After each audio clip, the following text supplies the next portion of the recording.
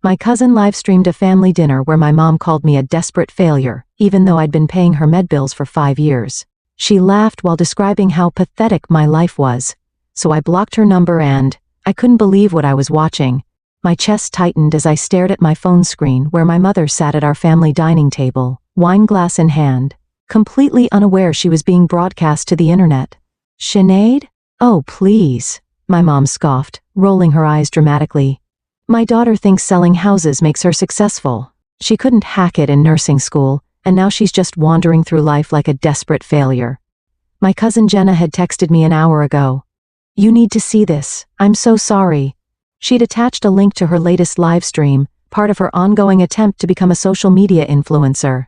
I'd been out of town at a real estate conference in Providence when the family gathered for Sunday dinner, and I was just settling into my hotel room when the message came through. My name is Sinead Sullivan. I'm 32 years old, and for the past 5 years I've been quietly paying my mother's medical bills after her rheumatoid arthritis diagnosis. I've been driving her to appointments, handling her insurance paperwork, and covering her medication costs, all while working 60-hour weeks to maintain my real estate business in Boston. No one at that dinner table knew that I'd emptied my savings account last year when her insurance denied coverage for a specialized treatment. It's such a shame, my mother continued on the video, seeming to relish the attention from my aunts and uncles. All these grand dreams about becoming a nurse, and now she just sells houses to people who actually succeeded in life. She laughed. And to my horror, I could hear my uncle and aunt chuckling along with her. Jenna's camera caught everything. I could see she was filming from her lap, probably trying to be discreet while documenting everyday family life for her social media followers.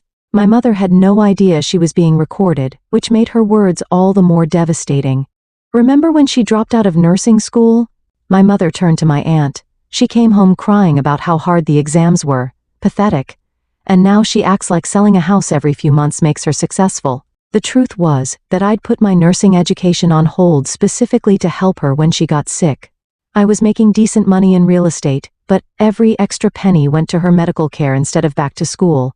Sunit just doesn't have what it takes. My mother sighed dramatically, reaching for her wine glass, the same wine I'd purchased for family dinners. Some people just aren't cut out for real achievement. The live stream continued for another excruciating minute before Jenna finally turned the camera away.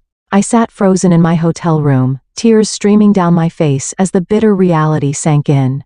For years I'd told myself that my mother's occasional harsh comments were just her pain talking, or her old-school approach to motivation. But this wasn't a momentary lapse. This was who she truly was, and now there was undeniable proof. My phone buzzed again. Another text from Jenna. I'm so sorry you had to see that. I didn't realize what she was saying until it was too late. Do you want me to take the video down? I stared at the message for a long moment. No, I typed back. Leave it up. I need to show you something tomorrow when I get back. The drive back from Providence the next morning was a blur. I barely remembered checking out of the hotel or the 2-hour journey home.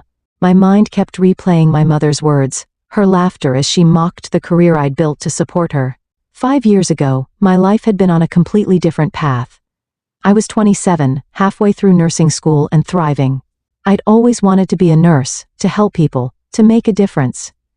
Then came the call that changed everything. Mom had collapsed at work and been rushed to the hospital.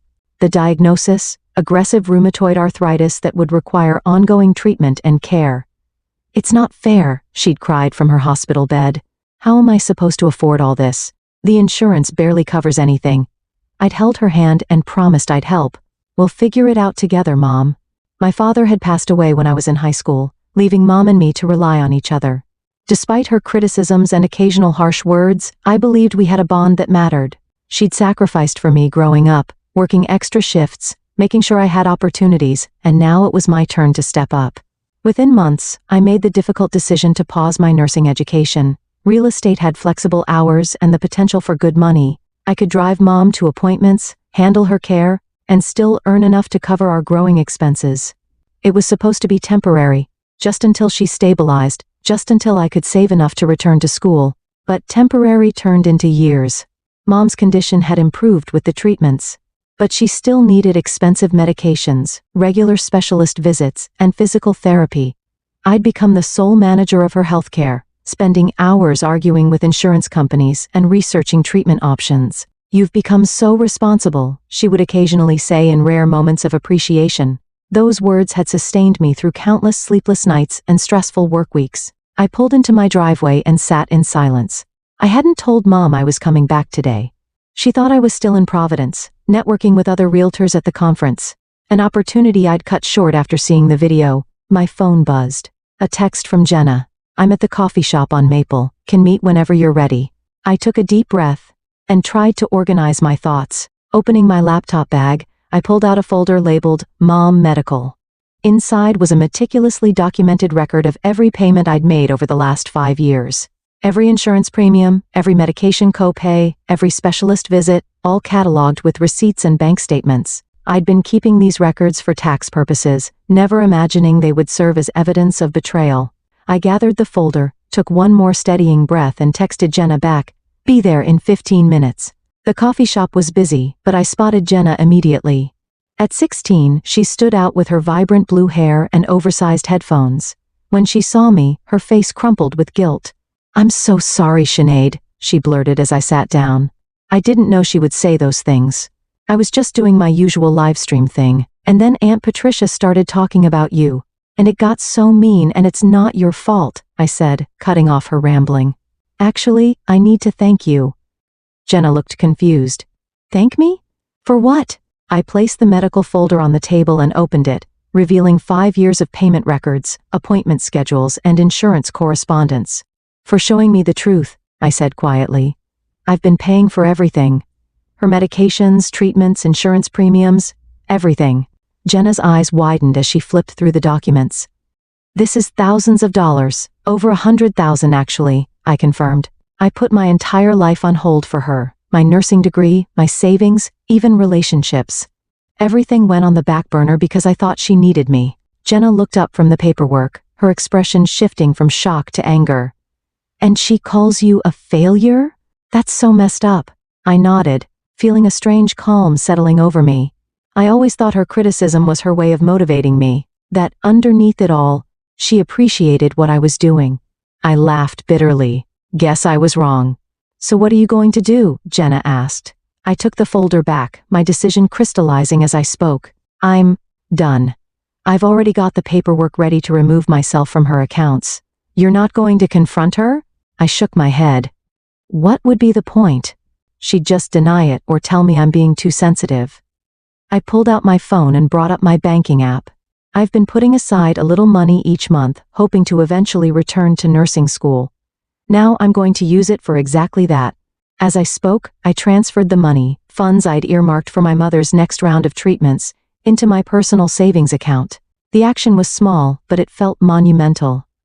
"Wow," Jenna whispered. "Are you sure?" "I've never been more sure of anything," I replied, surprising myself with how steady my voice sounded. "I've spent 5 years being her safety net while she dismisses everything I do. That ends today."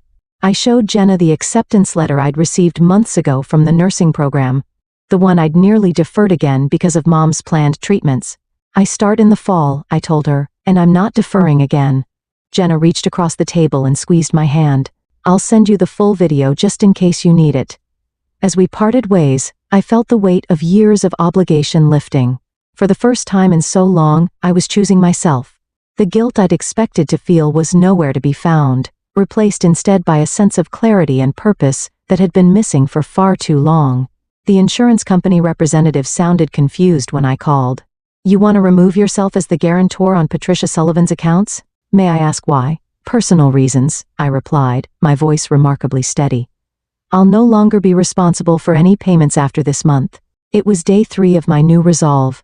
I'd spent the weekend in a productive frenzy, calling insurance companies, updating payment information, and drafting emails. My dining room table was covered with paperwork as I systematically dismantled the financial web I'd created to support my mother. The representative continued. "Miss Sullivan, I should inform you that without your support, your mother's premium will increase substantially, and her coverage options may change." "I understand." I paused. "Could you please send a formal letter explaining these changes to her home address? I want to make sure she's fully informed." I knew exactly what I was doing. The letter would arrive in a week, giving me time to implement the rest of my plan before the inevitable confrontation. My phone had been buzzing with messages from my mother since yesterday. She had no idea what I was doing, but she'd expected me to drive her to a doctor's appointment this morning. I hadn't shown up. "Where are you?" "I've been waiting for an hour. The doctor's office called. They said my insurance card was declined." "Fix it ASAP. Are you ignoring me?" "Answer your damn phone, Sunit." Each message strengthened my resolve. I switched my phone to silent and continued working. By evening, I had completed most of the financial separations and moved on to the next phase. I opened my laptop and began composing a single, carefully worded email to be sent to my entire extended family. "Dear family, after much consideration, I will no longer be managing my mother's medical care or financial support. For the past 5 years, I have covered all expenses related to her condition, totaling over $120,000. This has included insurance premiums, medication costs, specialist visits, and numerous treatments. I've made this decision for personal reasons, but I wanted you all to be informed, as my mother may require assistance moving forward. Attached is a detailed breakdown of the support I've provided over the years, should any of you wish to help. I hope you understand that this was not a decision I made lightly. Best regards, Sinead." I attached the spreadsheet I'd created documenting every payment, every appointment, and every hour spent managing her care. The evidence was irrefutable. My cousin Jenna had sent me the full livestream video as promised. I downloaded it and saved multiple copies, one to my computer, one to my cloud storage, and one to a USB drive. I had no specific plans for the video yet, but something told me it might be necessary. The doorbell rang, startling me. Through the peephole, I saw my mother standing on my porch, her face contorted with anger. I stepped back, my heart racing. "Sinead, I know you're in there. Open this door right now." I remained silent, watching her shadow move beneath the door. "You've missed 3 of my calls. My medication refill was denied at the pharmacy. What are you doing?"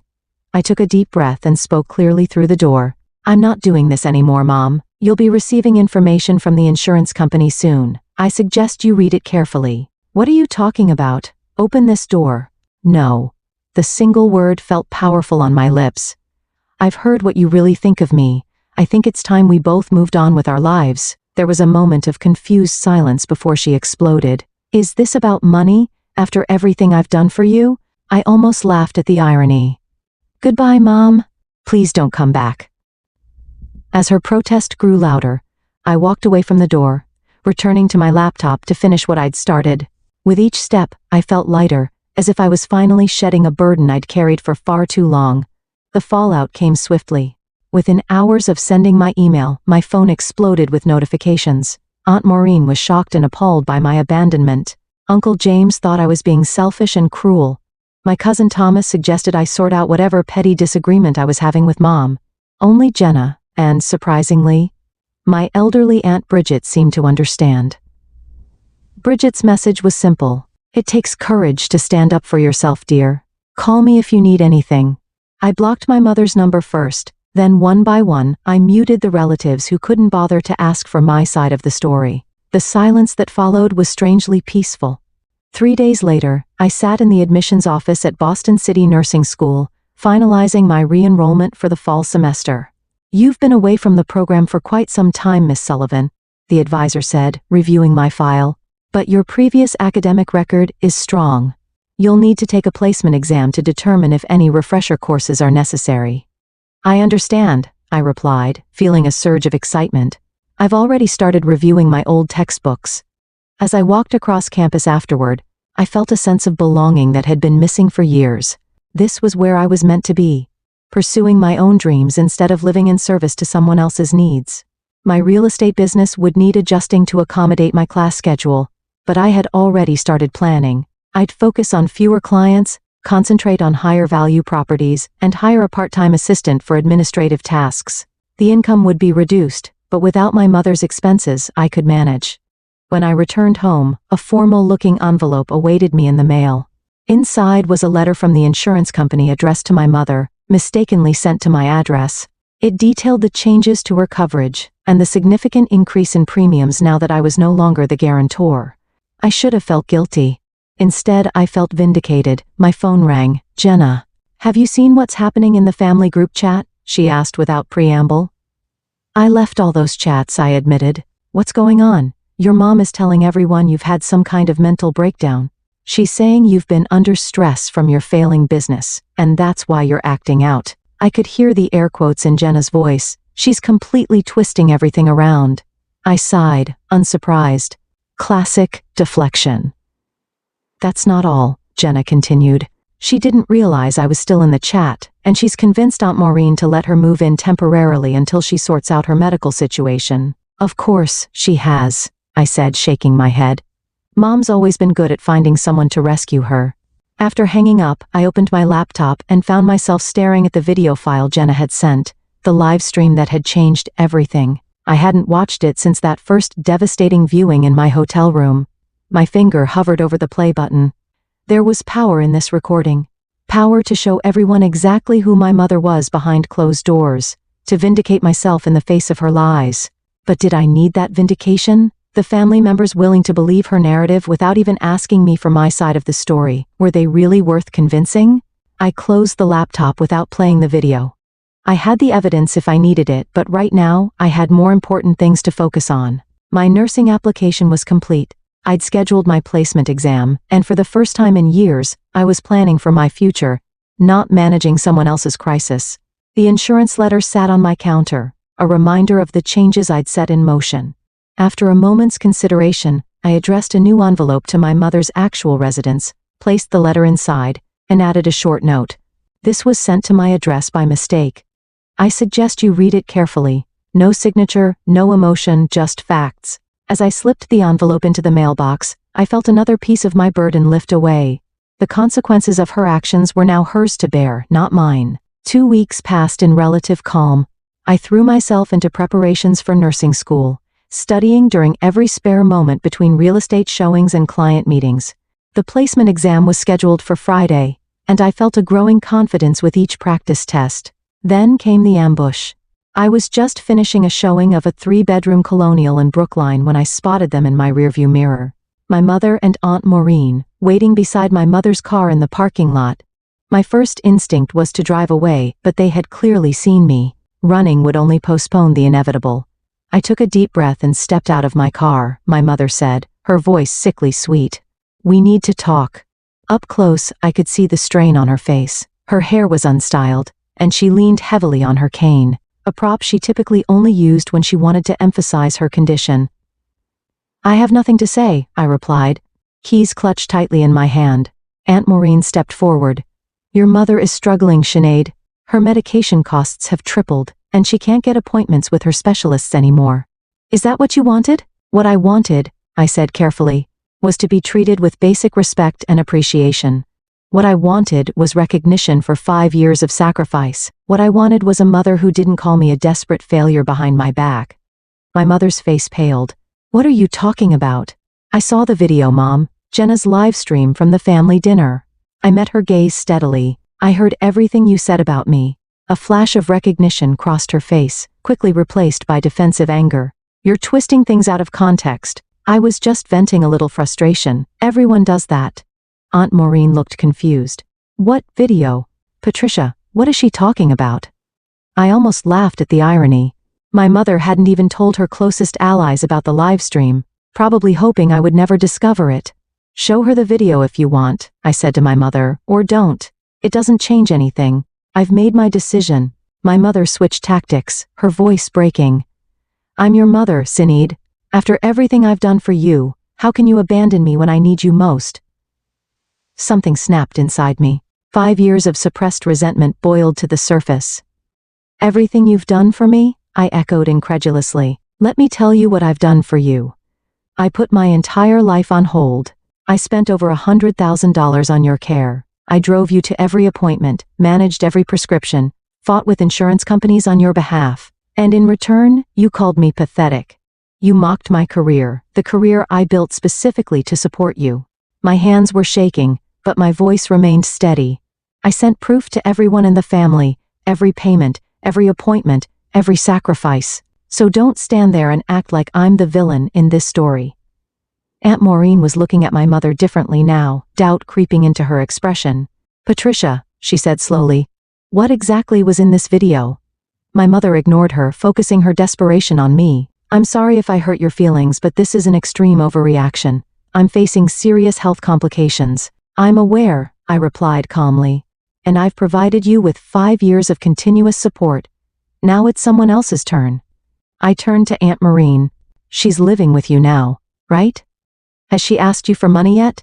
How many doctor's appointments have you driven her to? How many prescriptions have you picked up? Aunt Maureen's silence was answer enough. That's what I thought, I said, turning back to my car. I wish you both well, but I won't be manipulated anymore. This isn't over, my mother called after me. You can't just walk away from family. I paused with my hand on the car door. You're right about one thing, Mom. Family doesn't walk away from family. But family also doesn't tear each other down or take advantage of each other, so maybe ask yourself, who really walked away first? As I drove off, I glanced in my rearview mirror. My mother was gesturing wildly, clearly berating Aunt Maureen for something. Some things never change, I thought. But I had changed. And as I headed home to continue studying for my nursing exam, I realized I didn't feel guilty anymore. For the first time in years, I felt free. 3 months passed in a blur of activity. I aced my nursing placement exam, enrolled in the accelerated program for students returning to education, and reorganized my real estate business to accommodate my new schedule. I hired Kylie, a bright college student, as my part-time assistant to handle paperwork and coordinate showings when I was in class. The transition wasn't seamless. There were late nights, scheduling conflicts, and the occasional bout of self-doubt. But each small victory reaffirmed that I'd made the right choice. The weight I'd been carrying for years had lifted, and I approached each day with renewed energy and purpose. My family situation had reached an uneasy stalemate. After our confrontation in the parking lot, my mother had apparently shown her true colors to Aunt Maureen, who quietly reached out to me a week later. I had no idea what you'd been dealing with, she admitted over coffee. Patricia told me you were being difficult and selfish. I should have asked for your side of the story. It's okay, I replied, surprising myself with how much I meant it. Mom has always been good at controlling the narrative. The Boston Real Estate Association's annual awards ceremony wasn't something I'd paid much attention to in previous years. I'd been too busy managing my mother's care to attend industry events. But when my broker nominated me for the Resilience in Real Estate Award, recognizing agents who overcame significant challenges while maintaining their business, I was touched. You're a shoo-in, my colleague Jeffrey insisted during our weekly office meeting. You've closed more deals than anyone else in the office while starting nursing school. If that's not resilience, I don't know what is. I didn't expect to win, but I was looking forward to the ceremony, a chance to celebrate how far I'd come professionally and personally. The evening of the ceremony arrived, and I found myself in a hotel ballroom surrounded by Boston's real estate community. I wore a dark blue dress I'd bought specifically for the occasion, my first non-work-related splurge in years. After grabbing a glass of champagne from a passing waiter, I mingled with colleagues and reconnected with industry contacts I hadn't seen in ages. Sunit Sullivan, called out a familiar voice. I turned to see Margot Stevens, one of the most successful brokers in Boston. I was hoping to see you here. I've been hearing great things about your work in the Brookline market. We chatted about recent property trends, and I found myself easily engaged in the conversation. A welcome change from the distracted, overwhelmed person I'd been for years. My phone vibrated in my clutch. I ignored it at first, fully present in the professional moment I was enjoying. When it vibrated again a minute later, I excused myself and glanced at the screen. 5 missed calls from a number I didn't recognize and a text message. It's Jenna, using Uncle Patrick's phone. Emergency. Call back. A knot formed in my stomach. I stepped into a quiet hallway and returned the call. Jenna, what's going on? I'm so sorry to bother you, Jenna said, her voice tense. I'm at the hospital with your mom. She fell, and they think it might be a reaction to her new medication. She's asking for you. I closed my eyes, waiting for the familiar wave of guilt and obligation to wash over me. It came, but it was different now, manageable, not overwhelming. Is she stable? I asked. Yes. But they're keeping her overnight for observation. I didn't want to call, but Uncle Patrick insisted. I heard muffled voices, then a shuffling sound as the phone changed hands. Sinead? Patrick here? Look, I know things have been difficult, but your mother needs you. The doctors have questions about her medical history that we can't answer. As we spoke, I saw the ceremony attendees moving into the main ballroom. The awards presentation would be starting soon. I understand, I said, making my decision. But I'm at an important work event right now. I can come by the hospital afterward. This is your mother we're talking about. Patrick's voice hardened. Surely whatever party you're at can wait. The old Sinead would have acquiesced immediately, abandoning her own needs for her mother's. But I wasn't that person anymore. I'll be there in about 2 hours, I said firmly. Please tell the doctors I'll answer any questions then. And Patrick, thank you for being there for her. I ended the call and took a deep breath. As I turned to rejoin the ceremony, I caught my reflection in a decorative mirror, shoulders back, head high, eyes clear. For the first time in years, I recognized myself. And the winner of the Resilience in Real Estate Award goes to Sinead Sullivan. The room erupted in applause as my name was announced. For a moment, I sat frozen in shock. I genuinely hadn't expected to win. Jeffrey nudged me with his elbow, grinning broadly as I rose and made my way to the stage. The crystal trophy felt substantial in my hands as I approached the microphone. Looking out at the audience, I saw colleagues, mentors, and competitors united in recognition of my work. The validation was overwhelming. Thank you, I began, my voice steadier than I felt. This means more to me than I can express. The past few years have been challenging, balancing a demanding career with personal obligations. There were many days when I wasn't sure I could keep going. I paused, thinking of the countless nights I'd spent researching treatment options for my mother, the early mornings rushing to prepare for showings after sleepless nights of worry. But real estate isn't just about selling homes. It's about resilience, adapting to changing markets, overcoming obstacles, and finding solutions when it seems impossible. Those same skills helped me navigate my personal challenges and eventually find my way back to my original passion, nursing. The crowd murmured with interest at this revelation. I'm now pursuing my nursing degree while continuing to serve my real estate clients, and I couldn't be happier. So this award isn't just for professional resilience, it's a reminder that we can reinvent ourselves at any point in our lives. Thank you for this honor. The applause followed me back to my seat, where Jeffrey and our other colleagues congratulated me with enthusiastic handshakes and hugs. As the ceremony wrapped up, several people approached to ask about my nursing studies, genuinely interested in my unconventional career path. By the time I checked my phone again, it was nearly 9. I had 3 more missed calls from Uncle Patrick and a text from Jenna. She's stable, take your time. I gathered my things, said my goodbyes, and headed for my car, the trophy carefully wrapped in my tote bag. The hospital was a 20-minute drive across town, and I used the time to mentally prepare for the inevitable confrontation. When I arrived at the hospital room, I found my mother sitting up in bed, looking remarkably alert for someone who had supposedly experienced a serious medical emergency. Uncle Patrick sat in a visitor's chair beside her, while Jenna stood awkwardly near the window. Finally, my mother said as I entered, her tone acidic, "Nice of you to fit us into your busy schedule." I set my tote bag down, the corner of the trophy box visible. "Hello, Mom. I came as soon as my event was over. How are you feeling? How do you think I'm feeling?" I collapsed. I could have died, and you were too busy partying to care. Uncle Patrick cleared his throat, clearly uncomfortable. The doctor said it was likely a reaction to the new medication. They've adjusted the dosage, and she should be fine to go home tomorrow. I nodded, keeping my expression neutral. That's good news. I'm glad it wasn't more serious. My mother's face contorted with frustration at my calm demeanor. This wouldn't have happened if you hadn't abandoned me. My new insurance is useless. I can't afford half my medications, and these new doctors don't understand my condition like my specialist did. I'm sorry to hear that, I said sincerely. It must be difficult adjusting to new healthcare providers. My measured response seemed to infuriate her further. Is that all you have to say after what you've put me through? I glanced at Jenna, whose expression reflected a mix of embarrassment and sympathy. She gave me a subtle nod of encouragement. "Mom," I said quietly, "I supported you for 5 years. I put my life on hold to make sure you had the best possible care. I did everything I could for you. And in return, you called me a desperate failure. You mocked the career that paid for your treatments. You laughed at my dreams." Uncle Patrick frowned. "What are you talking about, Sinead?" Jenna stepped forward. "The video, Uncle Patrick, the live stream I accidentally recorded at dinner a few months ago. Mom didn't tell you about that?" My mother's face paled. "That's completely irrelevant. Sinead is twisting things out of context to justify her selfish behavior." I reached into my tote bag and pulled out the trophy, setting it on the bedside table. The crystal caught the light, the engraving clearly visible. Resilience in Real Estate. Sinead Sullivan. I won an award tonight, I explained to Uncle Patrick, for maintaining a successful business despite significant challenges.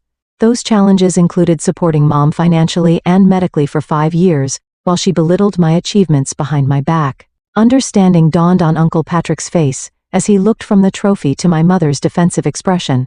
I didn't come here to argue, I continued. I came because you needed medical information, and I wanted to make sure you were okay. I don't wish you ill, Mom. I never have. I just couldn't keep sacrificing my life for someone who didn't appreciate it. The room fell silent. For once, my mother had no sharp retort, no manipulation tactic ready. She simply stared at the trophy, visible proof of the success she'd dismissed so callously. I should go, I said softly. I have an early class tomorrow. Jenna, can I give you a ride home? As we left the room, I heard Uncle Patrick speaking to my mother in a hushed, questioning tone. The conversation I'd been avoiding for months was finally happening, but this time I wouldn't be the one fighting to be heard. 3 months later, I stood in my crisp white uniform, hands steady as I administered an IV to my patient. My nursing instructor nodded approvingly as she observed my technique. Excellent work, Sullivan. Your clinical skills are advancing quickly. I smiled as I secured the line. Thank you. It feels like everything's finally clicking into place.